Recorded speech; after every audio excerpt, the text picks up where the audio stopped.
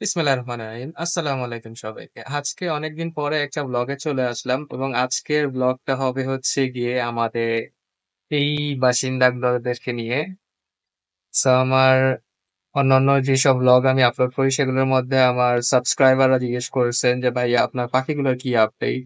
আমি আমার এই পাখিগুলোর আপডেট নিয়ে আজকে আপনাদের মাঝে চলে আসছি। Stay with me and let's explore এই গরমে আমার এই পাখিগুলার কি অবস্থায় আছে এবং কিভাবে সার্ভাইভ করছে। তো চলেন দেখাই। প্রথমেই হচ্ছে গিয়ে আমার এই গ্রিন গোল্ডিয়ানটা। গ্রিন গোল্ডিয়ানটা হচ্ছে গিয়ে এটা ফিমেলটা এবং মেইলটার মধ্যে আছে। আপনারা খেয়াল করছেন কিনা আহ আমার এই যে ঘরের সামনে দিয়ে এই যে ফাঁকাটা ছিল আমি এখান থেকে একটা কাঠ অ্যাটাচ করে দিয়েছি। রিজন হচ্ছে কি এর আগেও এই গোল্ডিয়ান জোড়াটা অনেকবার ডিম দিয়েছিল এবং বাচ্চাও ফুটিয়েছে মাসাল্লাহ ৬-৭টা করে। বাট দ্য প্রবলেম হচ্ছে গিয়ে ওরা নিজেরা বাচ্চা ফুটাতে ইন্টারেস্টেড ছিল না। সবগুলো বাচ্চা তারা এই ফাঁকা দিয়ে ফেলে দিত।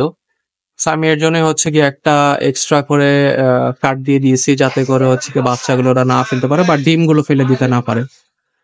এই রিজনে এই কাঠটা দেওয়া। আলহামদুলিল্লাহ এরপরের থেকে ডিমগুলি তারা ফেলেনি আর এইভাবে, বিকজ ফাঁকাটা একটু ছোট হয়ে গেছে এবং প্লাস হচ্ছে গিয়ে এর জন্য ওরা আর ডিম ফেলার কোনো সুযোগ পায়নি।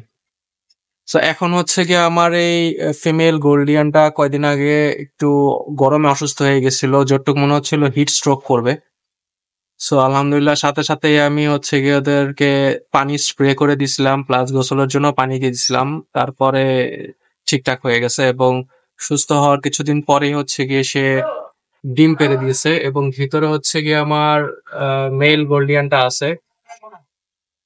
মেল গোল্ডিয়ানটা এখন ডিমে বসে আছে, 4-4টা ডিম দেওয়া।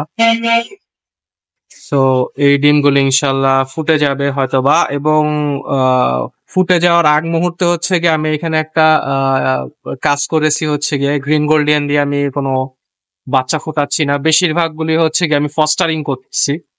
আমার ফস্টারিং এর একটা সেট আপ আছে, আপনাদেরকে সেটাও দেখাবো। এবং গ্রিনের নিচ বরাবরই হচ্ছে গিয়ে আমার ইয়েলো গোল্ডিয়ান। এই হচ্ছে গিয়ে আমার ইয়েলো গোল্ডিয়ানটা।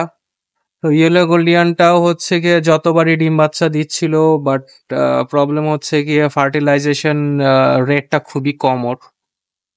এখন এই দুটাকে আমি স্পেশালি যে মেইলটা, এই যে রেড হেডের যে মেইলটা, ওকে একটু ট্রিটমেন্টে রাখছি। আর এই হচ্ছে গিয়ে আমার ফিমেলটাও একটু অসুস্থ ছিল, ঠান্ডা লেগে গেছিল। পুরা শীতেও ঠান্ডা লাগেনি, বাট গরমের মধ্যে আসার পরেই ঠান্ডা লেগে গেছে। এখন অনেকটা রিকভার করছে, আরো রিকভারের বাকি আছে। এর জন্য ওদেরকে আমি এখন ব্রিডিং এর জন্য কোনো প্রেসার দিচ্ছি না। সো এইটার নিচ বরাবরই হচ্ছে গিয়ে আমার ব্লু গোল্ডিয়ান জোড়া। এই হচ্ছে গিয়ে আমার ব্লু গোল্ডিয়ানের উপরের পার্পল চেস্টার হচ্ছে গিয়ে এটা মেলটা এবং এটা হচ্ছে গিয়ে ফিমেলটা। আলহামদুলিল্লাহ ওরা ভালোই আছে এবং ডিম দিয়েছে এবং সেই ডিমগুলি হচ্ছে গিয়ে আমি ফস্টারিং এর যে পেয়ার গুলো আছে ওদের নিচে আমি দিয়ে দিছি। ইনশাল্লাহ দেখি যদি সবকিছু ঠিকঠাক থাকে তাহলে ভালো একটা বাচ্চা পাওয়ার আশা আছে কতগুলো। এই হচ্ছে গিয়ে আমার গোল্ডিয়ান গুলো এবং গোল্ডিয়ান গুলোর ডিম ফস্টারিং এর জন্য আমি যে কাজটা করেছি আর একটা সেট আপ করেছি আপনাদেরকে বললাম, সেটা হচ্ছে গিয়ে আমার কিছু বেঙ্গলি ফিন্স আছে। এই হচ্ছে গিয়ে আমার বেঙ্গলি ফিন্স গুলো। বেঙ্গলি ফিন্স এর সেট আপটা আমি উপরে করছি। এই হচ্ছে গিয়ে আমার বেঙ্গলি ফিন্স। এখানে 2 পেয়ার আছে। দুই পেয়ার হচ্ছে গিয়ে এখানে আবার আমি ঘর করে দিয়েছি, এখানে ফস্টারিং এর জন্য করা আছে। এটার ভিতরে একটা বাচ্চা অলরেডি আছে গ্রিন গোল্ডিয়ানের এবং এর মধ্যে আর একটা বাচ্চা আছে। ওদেরকে দিয়ে এই প্রথম হচ্ছে গিয়ে বাচ্চাগুলো ফুটাইলাম। এখন ওদের হচ্ছে গিয়ে কয়দিন পরে আবার এই যে যে একটু আগে দেখালাম আপনাদেরকে যে গ্রিন গোল্ডিয়ানটার ঘরটা, এখান থেকে যে ডিমগুলো আছে এখানে হয়তো বা ফস্টারিং এর জন্য আবার দিয়ে দিব। এগুলি হচ্ছে গিয়ে crested Bengali Finch, chocolate choco বলে এগুলোকে। আর এইটার নিচ বরাবর যেটা আছে সেটা হচ্ছে গিয়ে আমার আরেক জোড়া ফস্টারিং এর। এই হচ্ছে গিয়ে আরেক জোড়া ফস্টারিং এ আছে ওরাও।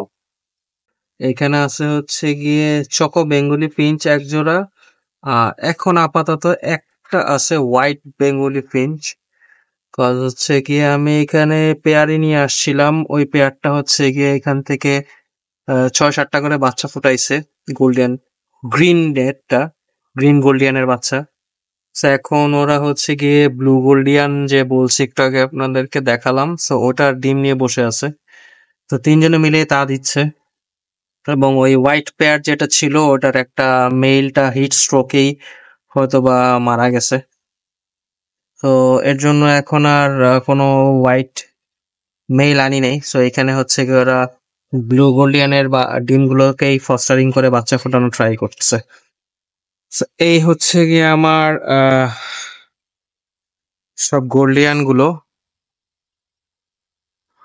আরেকটা যে মজার বিষয়টা সেটা হচ্ছে কি আমার এই গ্রিন গোল্ডিয়ানটা যেটা দেখালাম আপনাদেরকে, যে ফিমেলটা মেলটার ভিতরে আছে। So এইটার ফস্টারিং এর বাচ্চাগুলো আপনাদেরকে এবার দেখাই। এই হচ্ছে গিয়ে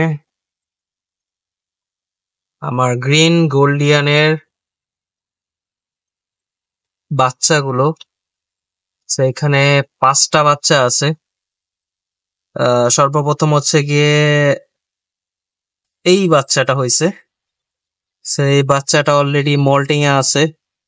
এটার সাথে পেয়ার হচ্ছে গিয়ে, পেয়ার বলতে এটা আর এটা একসাথে হ্যাচ করছিল। সেই হ্যাচিং এর বাচ্চা দুইটা, এই দুইটা এখন মল্টিং এ আছে। এইজ অলমোস্ট 3 মান্থের কাছাকাছি, 2.5 or 3 মান্থের কাছাকাছি। এর জন্য এখন মল্টিং এ আছে। মল্টিং বলতে বোঝাচ্ছি হচ্ছে কি প্রথমে ওরা বাচ্চাগুলো এরকম কালারই হয়, তারপরে হচ্ছে গিয়ে এইজ বাড়ার সাথে সাথে হচ্ছে কি ওদের গায়ের যে ফেদার গুলো আছে, ফেদার গুলো আস্তে আস্তে ঝরে যায় এবং সুন্দর কালার আসা স্টার্ট হয়। অলরেডি আপনাদেরকে দেখালাম যে এগুলোর কালার আসা স্টার্ট হয়েছে। স্পেশালি এইটা এই এটার হচ্ছে গিয়ে জাস্ট চেস্টের মধ্যে দেখেন ইয়েলো এবং হচ্ছে গিয়ে হালকা করে পার্পল কালারের একটা শেড আসছে। সো ওদের প্যারেন্টস কি স্পেশালি ওর বাবার কিন্তু বুকে কোনো পার্পল কালারের ফেদার নাই, হয়তো বা মার ব্লাড লাইনের মধ্যে ছিল পার্পল চেস্টে, সের জন্যই হচ্ছে গিয়ে সুন্দর পার্পল কালার আসছে চেস্টে। সো এটা আমার প্ল্যানে আছি হচ্ছে গিয়ে এখান থেকে কিছু বাচ্চা রাখবো, রেখে এগুলোকে বড় করব এবং হচ্ছে গিয়ে ইয়েলো বা ব্লু গোল্ডিয়ানের যদি কোনো বেবি পাই আমি, তাহলে ওদের সাথে পেয়ারিং করব। সো এটা সুবিধা হবে হচ্ছে গিয়ে ওই পেয়ারটা থেকে আমি তাহলে মিক্সড আপ বাচ্চা পাবো, গ্রিনও পাবো ব্লুও পাবো। আর এখান থেকে বাকি যে বেবি গুলো আছে হয়তো বা আমি পরে সেল করে দিব আর কি, বিকজ আমার জায়গা স্বল্পতার জন্য আমার এতগুলো পাখি রাখা সম্ভব না। সো ওদেরকে একটু বড় কেজে দিছি যেন ওরা ফ্লাই করতে পারে। এই হচ্ছে গিয়ে কেজটা, কম্পেয়ার টু হচ্ছে গিয়ে বাকি যে কেজ গুলো আছে এটার থেকে এই কেজটা একটু বড়। সেই চলতে থাকে তাদের খুনসুটি সবসময়, সবগুলো এখানে একই ঘরের বাচ্চা, ভাই বোন সবগুলো। সো গরমে এক একটার অবস্থা খারাপ হয়ে যায়। আমি 11:30-12টার মধ্যেই হচ্ছে কি ওদেরকে গোসল করার জন্য বাটির মধ্যে পানি দিয়ে দিই এবং তখনই ওরা সবাই খুব সুন্দর গোসল টোসল করে নেয়।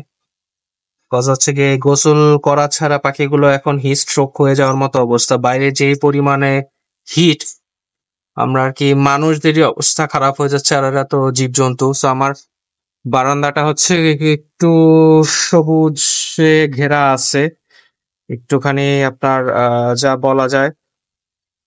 তারপরে রোদের ইটা একটু কম। আমি এখানে আবার হচ্ছে কি একটু পানি দিয়ে দিছি, এটা হচ্ছে গিয়ে চড়ুই পাখি বা ভ্যারাইটিস রকমের পাখিগুলো এসে বসে আমার এই গাছগুলোর মধ্যে। সো তখন হচ্ছে গিয়ে পাখিগুলো এখান থেকে পানি খায়। সো এই গরমের মধ্যে আমি চেষ্টা করছি যে বাইরের পাখিগুলো যেন একটু শান্তিতে থাকে আর কি। সো এই হচ্ছে গিয়ে আমার পাখিগুলোর update. So thank you very much for watching today's video. যদি আপনারা আমার চ্যানেল নতুন হয়ে থাকেন অবশ্যই সাবস্ক্রাইব করে দিবেন আমার চ্যানেলটাকে, এবং আমার পাখি এগুলো কেমন লাগলো এতদিন পরে দেখে অবশ্যই কমেন্টসে জানাবেন এবং পারলে অবশ্যই শেয়ার করবেন। এবং যদি কোনো সাজেশন থাকে অবশ্যই আমাকে জানাবেন যে কিভাবে আমি এই পাখিগুলোকে আরো ভালো রকম রাখতে পারি, যারা এক্সপার্ট আছেন আর কি। সো সবাই ভালো থাকবেন, সুস্থ থাকবেন। এই গরমে সবাই বেশি বেশি পানি খাবেন যাতে করে আমাদেরও আর কি আমরা সুস্থ থাকতে পারি। পানি খাবেন এবং চেষ্টা করবেন হচ্ছে গিয়ে নিজেকে ঠান্ডা রাখার। তো সবাইকে আসসালামু আলাইকুম।